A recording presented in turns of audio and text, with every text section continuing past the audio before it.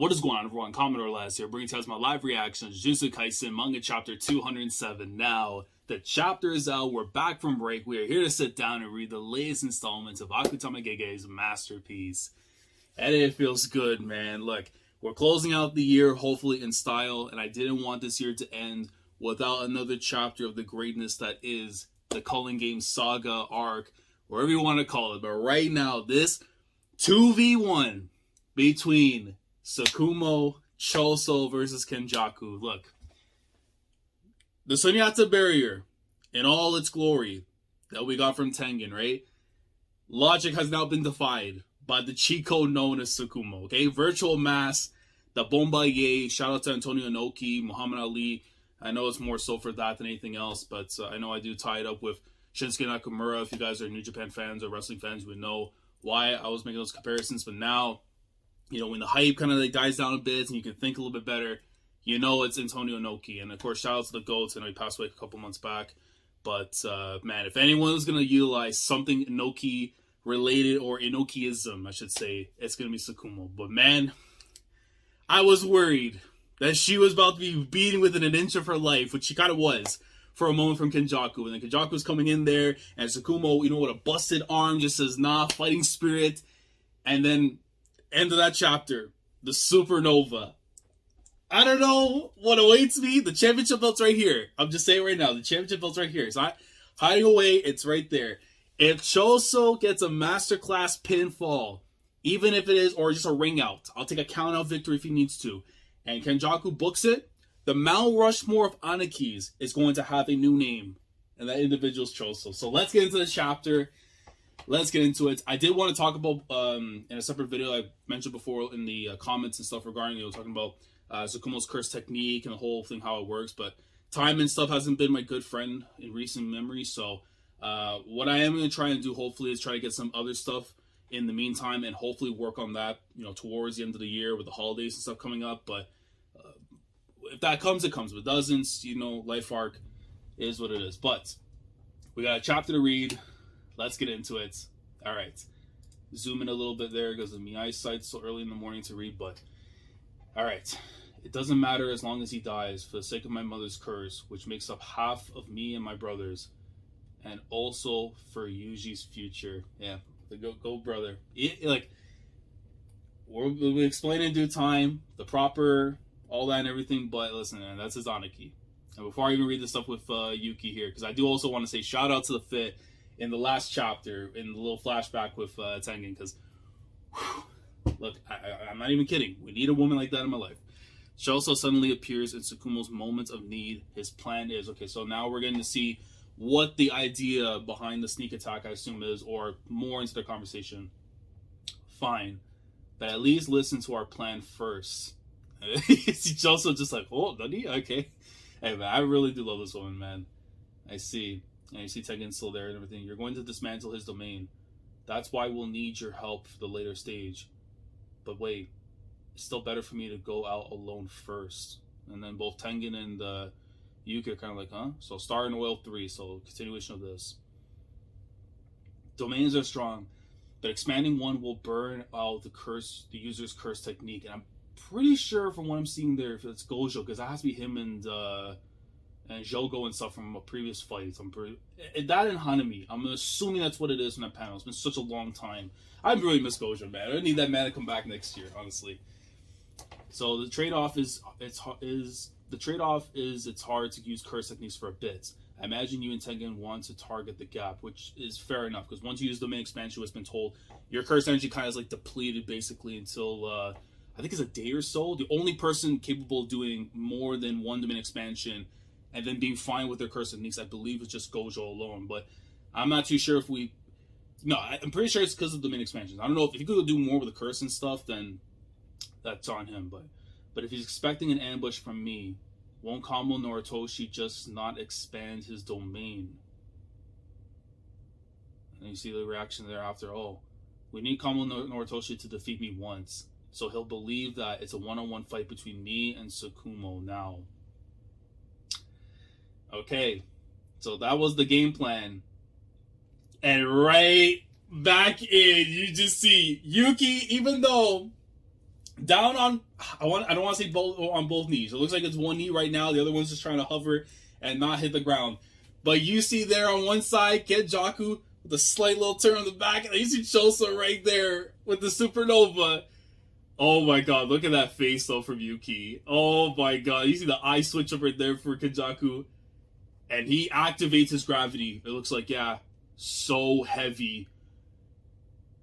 Oh my god, no, bro, let's go. Come on. Let's go, Choso. He does it right to his face. And he's just looking dead at him. Are you watching, my little brothers? It's parent killing time. Oh my god, yo. Hey, listen, it could be your own blood, but if you gotta do it, you gotta do it, man. And he...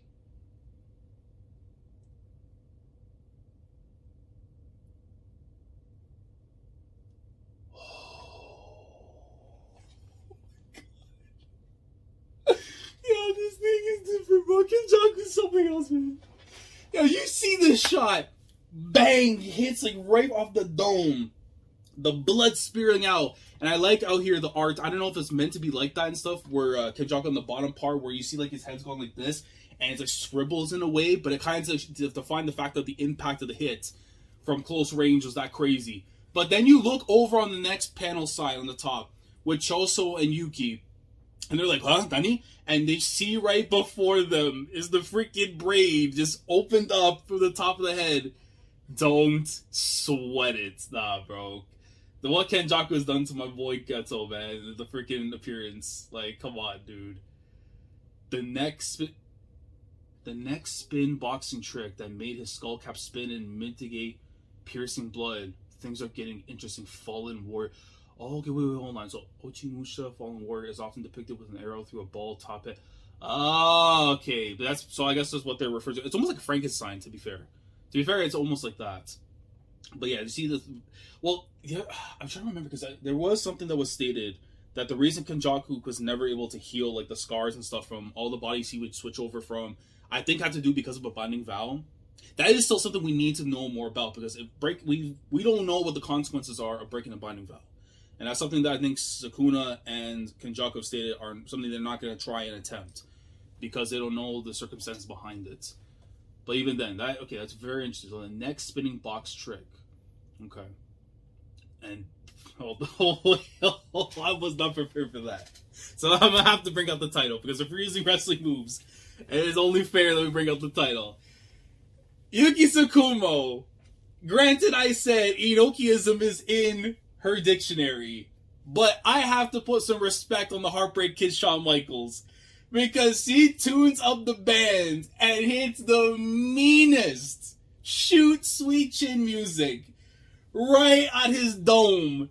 And you see the way the kick goes. She has, arm is all mangled, swinging in the air, but it doesn't matter. The amount of pressure and stuff she's putting into that kick. Most people are finito after something like that. And you see the reaction of, luckily her injury lessened the output of Bombaye. Otherwise, that would have been dangerous. It is crazy to me that she has an attack, or basically an ability, that is Enochiism, and then she's out here just throwing up super kicks like she's one of the Young Bucks. It is just massive. But if he resorted to that kind of trick, doesn't that mean we've got him cornered? And this is gonna look so clean in the goddamn anime, man. All the spins and turns and stuff. Because you see, she goes for the kick, and it looks like he's getting the duck in right after.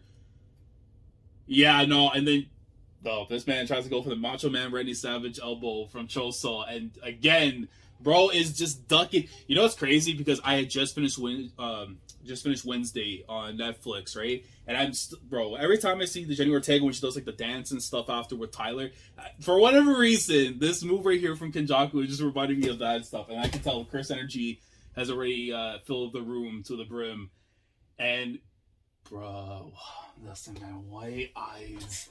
The white eyes of Yuki Tsukumo comes in with the elbow, tries to hit, but Choso, or I should say, Kenjaku got the block. And see, that's how you know things are getting too crazy now with Curse Energy.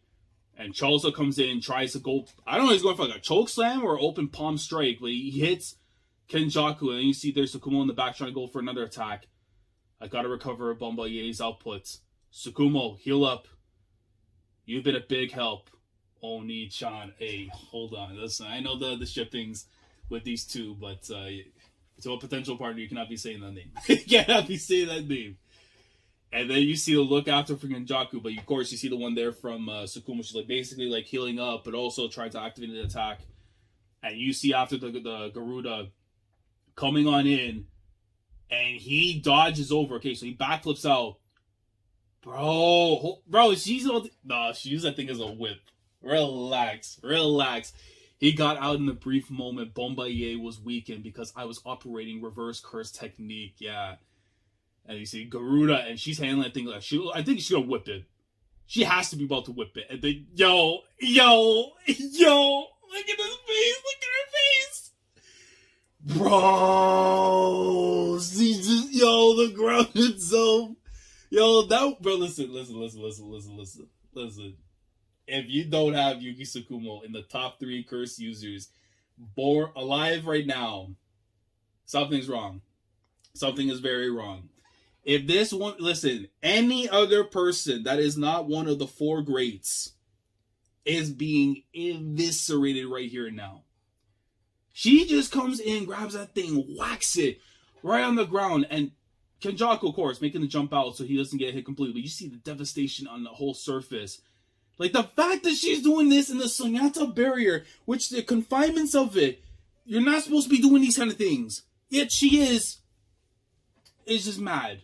That just tells you how much of a monster she truly is by the impact of what we're seeing throughout this barrier. And you see everything just coming right down, like waves, I think, of water and stuff coming up as well. And Choso bursting right through the debris. You see right there, a little bit better now for Tsukumo. She looks way better now from the healings. And the both of them coming at the exact same time, ready to launch a double attack. I don't know if it's a concerto, double super kick. But Kenjaku notices, oh, God. No. Gravity, God damn it. Why would you give him this power, Gege? Why? This man not even doing anything. He's just in a pose. He's just sitting still, bro. He's just looking down. God damn it, bro. God damn it. Listen, man. Gege's a villain. Look, I know Kenjaku is him. He's a monster. But, bro, don't be disrespecting these two, man. The gravity just hit. He's just looking down. He's looking down at the parasites before him, man. Shit. His curse technique recovered already. And he just lets out a sigh right after. Like, okay, now we're fine. Oh, God. The Garuda and Choso are fish. That Garuda looks like it got mangled a bit. But it doesn't look completely contorted, but you can see it's in bad shape. No. Oh, my God. That thing goes straight for the attack. Does it land anything? No. Oh, no. It broke its beak, bro.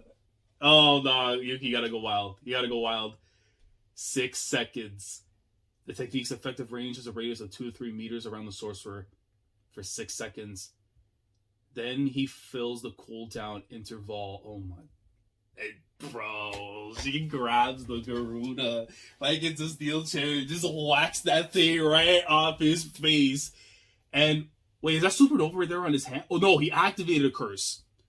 Yeah, it looked like I thought for a second that Choso was gonna plant something there just to kind of like if he was gonna try something. No, but he's activating to bring in a curse with curse spirit manipulation. Hold on. Yeah, but once he does his cooldown thing, it's because he's using manipulation, so he's flipping between that and the gravity. But yeah, he summons this, I don't even know what God's name says. It looks like an ogre. Like, oh, I don't know. This thing looks disgusting. And it looks like it honestly just, it's like one of those trolls under the bridge when it evolved after in its final form. But against me, oh my, did she actually, of course. That thing got absolutely eviscerated. But against me, that won't buy you time. That thing got smoked. And you see Kenjaku's a backstep. He's like, God damn. I can win. Oh, no. Fighting spirit attacks. Fighting spirit attacks. Comes in with the lead. Bang! Smashes it right in his dome. Reverse curse technique, and his domain chipped away his curse energy. And with Onichan, we weaken his body. Gravity isn't as flexible as I thought. If that's the effective range, and even if he uses it right next to me, I can build up a last-minute dodge. I gotta attack. A chance like this doesn't come twice. Oh my god, Yuki, please don't get smoked. She's landing these hits, but you already know, once the counter activates...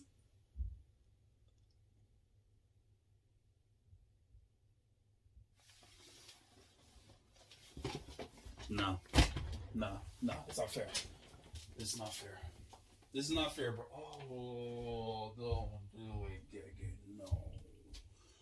No, I'm on my knees. I'm on my knees. I beg, please, don't do this. You might be a super rat, but don't be a mega rat. Please don't do this. I beg, please. Oh, please. He has... Bro, we're 25 some minutes into the match itself, possibly. And then he goes in for the freaking grappling moves. But I already know, because he has that technique, he's gonna... Oh, don't do it. Grabs the arm.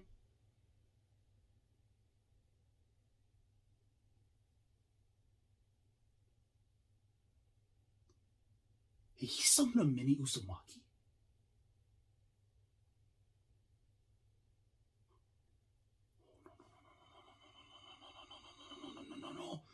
Bro, no, please tell me she's okay. Oh god, her head's still intact. Oh god, please don't do this. A mini Uzumaki. Oh no, it's over. Yep, he's gonna win. Oh, why do you do this to me, bro? The fact that your weight doesn't seem to change when you use Bombaye means that even if the density increases, your durability does it. The little... Oh no, please, bro. Heidi, shoot me, something. Stop it. I screwed up.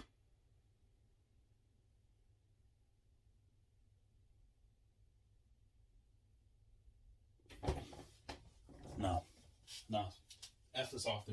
F him. Villain. Monster. War criminal. Oh, Gege. Oh, why do you take the things that I need, bro? Have you not committed enough crimes? There are not enough cells in Azkaban for you.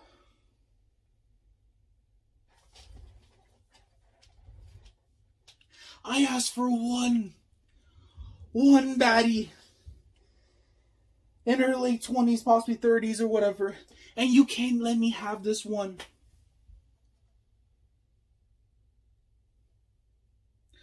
Why is it that the one author I put my faith in wants to see me suffer, bro?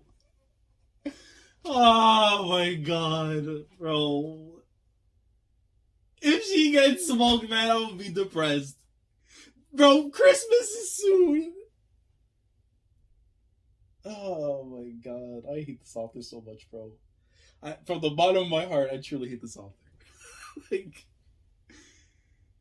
she took the hit from the mini Uzumaki, and you see, like, from her stomach region, this massive hole. And then Choso at the bottom yelling, Tsukumo. And then this rat Gege puts on the side. Direct hit. Nah, man. Ending the chapter like that. That is villainous. This is a true villain we're dealing with. Oh, my God, bro. I'm so rattled. I'm rattled. How do we start the day like this?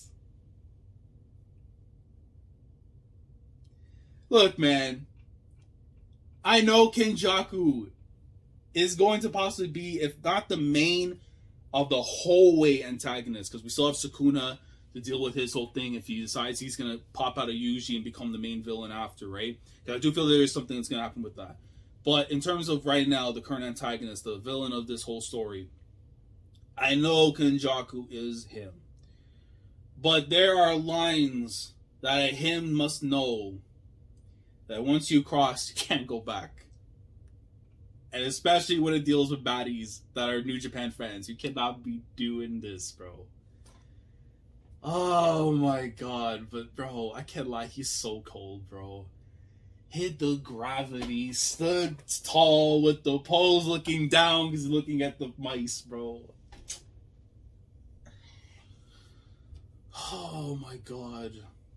This is going to look so beautiful in the anime, but at the same time, I'm going to be absolutely punching the air, reliving this stuff. If I wasn't already. I'm going to be punching the air after I get done this, but even then, man. And no signs it doesn't say anything for a break either, but yeah, because we should be getting one more chapter, and then after that, then we're going to be on like the whole official 2-week break and stuff, I believe. But, man. What a painful chapter. Gave me hope. And took it right there and then, man. The fact he's able to utilize those Uzumakis in that kind of manner is just crazy. Because I had thought when he went for the arm, like he went for the grab and stuff, that he was going to pull the Mahito and try and use the Isle of Transfiguration, or try and, like, you know, what he did basically with Nobara Mahito, something in similar fashion. But, and I do want to actually point out this right now, because unless I could be wrong, when he goes to the grab, you see the little Uzumaki thing, that which is a cool detail. You have to that you're not getting on the first strike, because I thought it was just a blop or a hole there, but no, the Uzumaki was right there before it started growing and then hit the attack after, which is such a dope detail. I like to because you see the shadow underneath where the on top of the hand and stuff. That's, man, nah, Kenjaku's crazy. He's crazy, absolutely crazy. Like this fight right now, man, has absolutely delivered beyond the expectations that I had for it. It's like the fact that Yuki and them were able to try and get the information of what this other curse technique is, which we now know is gravity, and we're seeing it in full display, that it's going to take somebody special, like a Gojo, a Sukuna, to be able to try and stop this monster. Like, Yuki is trying. But man, we really need to get Gojo out the damn box. We really need to get him out soon, man, because I don't know how you beat him. They're figuring out things right now. There are ways that could be done to beat him, but there are limits to the participants here in this fight. Unless something happens here that forces him to depart, Kenjaku is about to claim Tengen, and things are about to get even worse. Not just for Japan, but the whole world. And the fact that we still have been 2 days away from when we last saw Yuji and them, help my son and his friends. Because whatever Kenjaku's going to be on after all this is going to be like so impossible to stop without the help of Gojo. But guys, an incredible chapter, painful chapter towards the end. I'm praying that Yuki somehow is able to survive, but I'm going to be honest with you, even with all the hopium I could have right now, it's not looking good. So, tears will be possibly shed in the next chapter if Gege wants to continue being a monster. But let me know your thoughts down in the comments below. Let me know how we're feeling about this week's chapter. How do we think about the fight so far? Where would you rank it based on what you've seen, or do you have to wait till the ending to see where you would rank it in terms of your favorite fights in the series? For me, it might be high up there, honestly, from the displays of action and the abilities being explained and the things that we've learned, and, you know, really seeing the top tiers going at it. It's definitely up there, but again, I would have to really think about all the other ones from an emotional standpoint, from the choreography, and just the length of it alone. But I am curious to know what you guys think down in the comments below regarding the chapter of the fight, and how do you see things panning out next chapter? Does Yuki somehow survive? Or is it time to bust out the flowers, lay it down on the coffin, and then just hit the RIP? You let me know down in the comments. Like the video if you enjoyed. Subscribe to the channel if you guys are new here. If you want to be part of the weekly experience when it comes to my coverage of Jujutsu Kaisen week in, week out, subscribe if you haven't already. Click on the bell to Shandora, so that everything goes on the channel. And with that being said, I will catch you guys in the next chapter. I am going to pray throughout this whole week, until the next one, that Tsukumo survives. Even if she won't be able to utilize any abilities or whatever for a while, we need to protect the baddie. Otherwise, depression wins. And we can't let it win. Not a chance. Commodore Lad signing off. Thank you so much for watching. And as always, take care. Going crazy, yeah, we go